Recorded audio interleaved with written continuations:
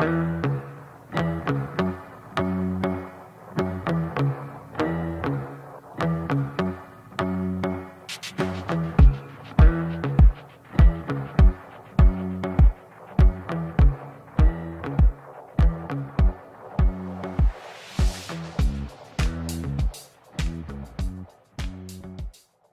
dictionnaire Jésus est né du constat d'un hiatus qui existe entre l'état des connaissances telles qu'elles sont disponibles dans le grand public et ce que des progrès divers, dans divers domaines en tout cas, ont pu montrer concernant la figure du Christ.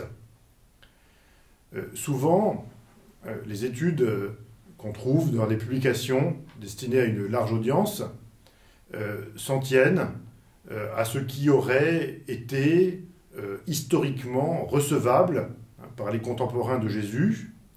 On prédétermine, on préformate en quelque sorte sa figure à partir de ce que l'on croit avoir été crédible en son temps, et on ne tient pas suffisamment compte de l'originalité profonde du personnage de Jésus, de la manière dont il s'est approprié sa propre culture juive, et aussi de l'autorité avec laquelle il a transmis un corpus à la fois de doctrine, une manière de relire la tradition juive, et de se mettre lui-même au centre des débats.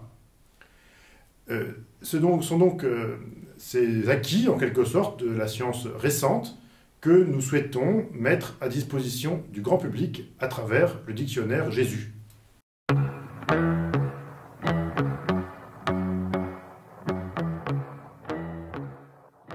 De même que la Bible a été composée par une multitude de scribes qui ont déposé de l'encre sur des peaux et des papyri, mais un seul auteur, qui est l'Esprit Saint, et bien de même le dictionnaire Jésus a été composé par une multitude de chercheurs réunis dans un projet scientifique, la Bible dans ses traditions, mais il a un seul auteur, l'école biblique de Jérusalem.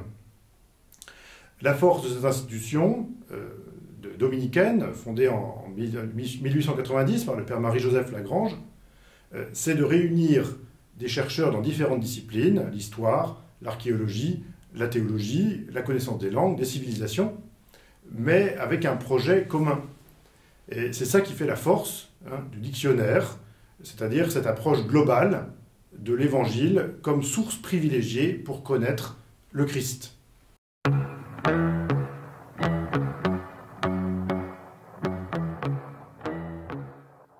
On pourrait se dire qu'il n'y a rien de neuf à découvrir ce Jésus, puisqu'il a été tellement étudié au cours des âges. Mais c'est compté sans la découverte des manuscrits de la Mer Morte, qui ont permis de renouveler en profondeur notre connaissance du monde juif, dans lequel Jésus a grandi et auquel il s'est adressé. Or, la publication de ces manuscrits s'achève depuis quelques années à peine. On est encore loin d'avoir exploité tout leur potentiel.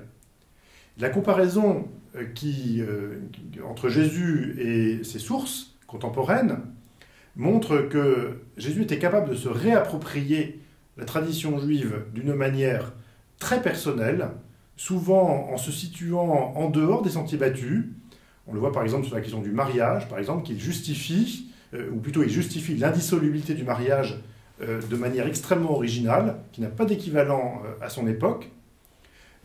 Il avait une manière, en fait, d'assumer toute la tradition qui le précédait et de la repromulguer, de la réénoncer en faveur des générations à venir, en s'incluant lui-même dans ce qu'il transmettait. Donc, c'est à la fois un accomplissement et un début. Et cette perspective-là, sur Jésus, elle est à la fois très traditionnelle et très neuve.